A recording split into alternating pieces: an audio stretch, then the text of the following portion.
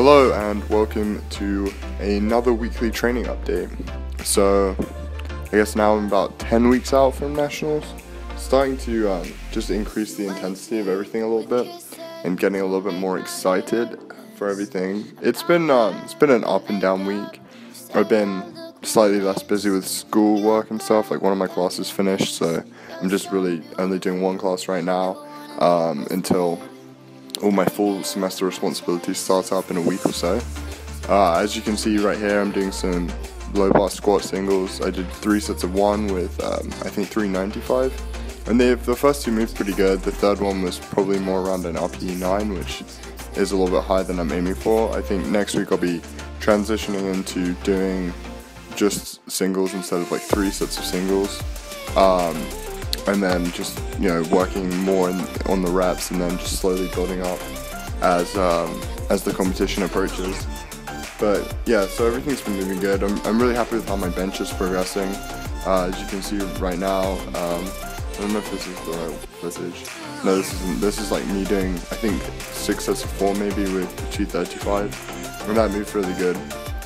It's crazy to think that this used to be my max about a year ago. So I'm definitely making huge progress, whether I can see it or not. It's sometimes difficult to see how far you've come unless you really do look back and just think about everything.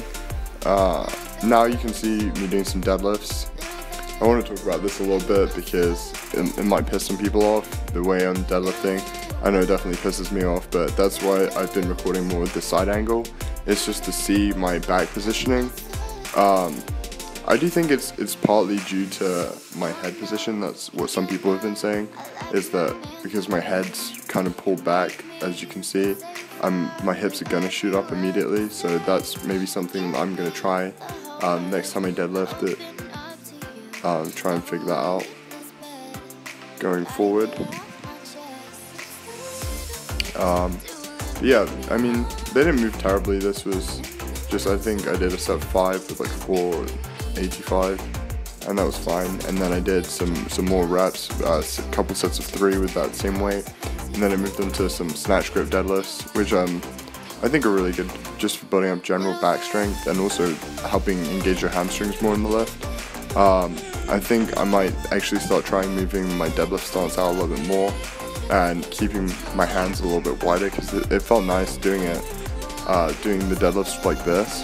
I mean, obviously it was a little bit more difficult than my regular deadlifts, probably a lot more difficult I would say, but I'm not thinking about moving my hands like that far, just a little bit, you know what I mean? So it's good, it's nice to have things to work on, but it's also nice to be progressing pretty well with my squats and my bench. I think squats are feeling rough, but I think it's because I'm squatting 3 times a week and deadlifting twice a week. It's kind of a lot of volume. Also, I always forget to wear my wrist wraps when I squat, and that's kind of a rookie error, especially with my really weak wrists.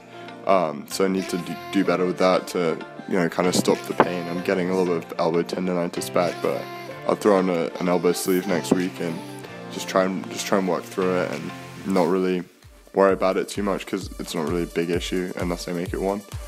But everything's good. I just got to really focus and knuckle down and just finalize what I'm going to be doing for the next 9 or so weeks as I try and peak for Raw Nationals, because I guess now it's essentially crunch time. The last 3 weeks have been good, but I'm not sure what I've been doing is exactly what I want to be doing in terms of my programming.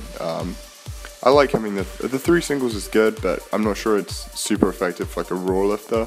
I think you're almost better off just working up to 1 single and then doing more repetitions in the back off, kind of more similar to the things that Mike Teixeira talks about in his RPE system. So just working up to a decent sub-maximal single and then doing a significant amount of back off work from that point, and using fatigue percentages to manage my fatigue. Which is kind of something I do already, but I don't think I do it as effectively as I could be. This squat day that's playing right now, I think was, I worked up to a set of 7 at 345, which was really hard, and then I did some back off sets with that weight. And then right now, this is my bench clip. This is 255. I did 3 singles with this. I really just misgrooved all of them.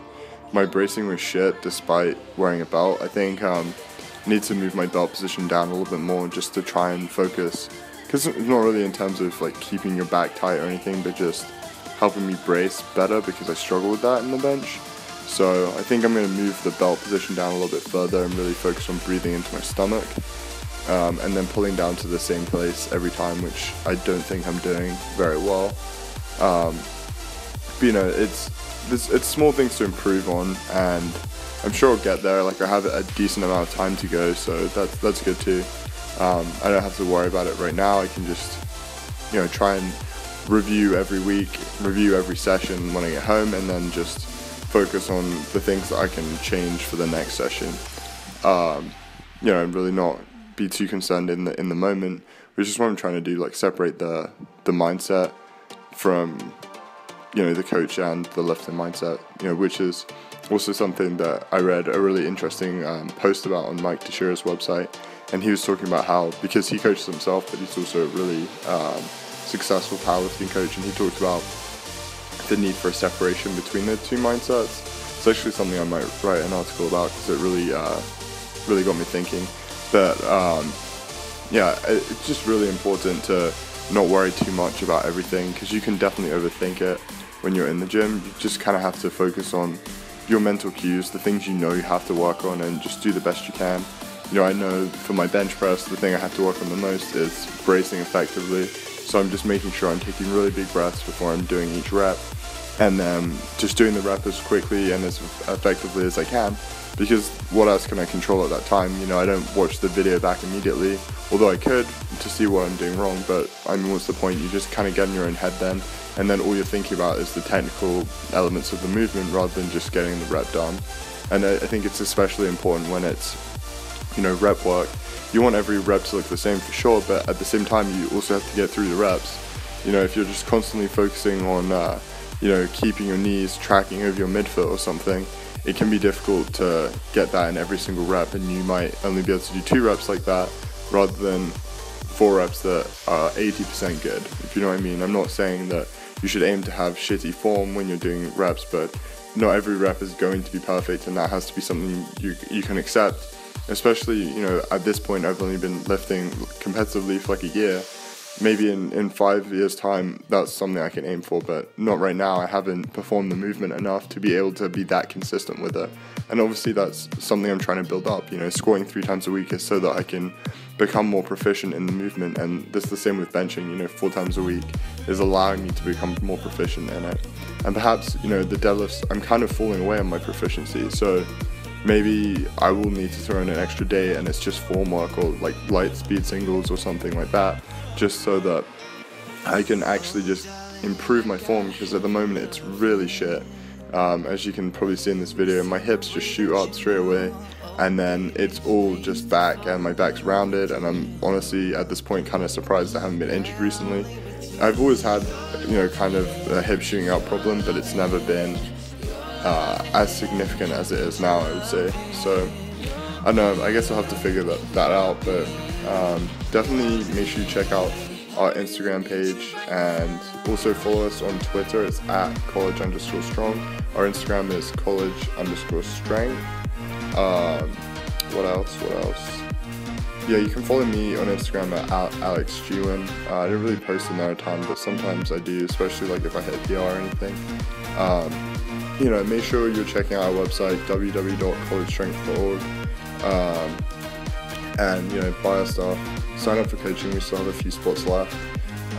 You know, I've been working on a new program recently, and it's going to be really exciting.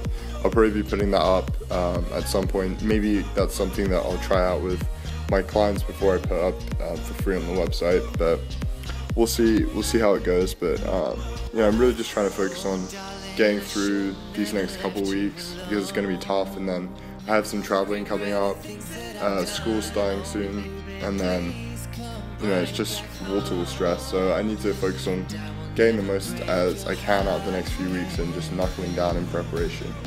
Anyway, thank you for watching, and enjoy the rest of the video.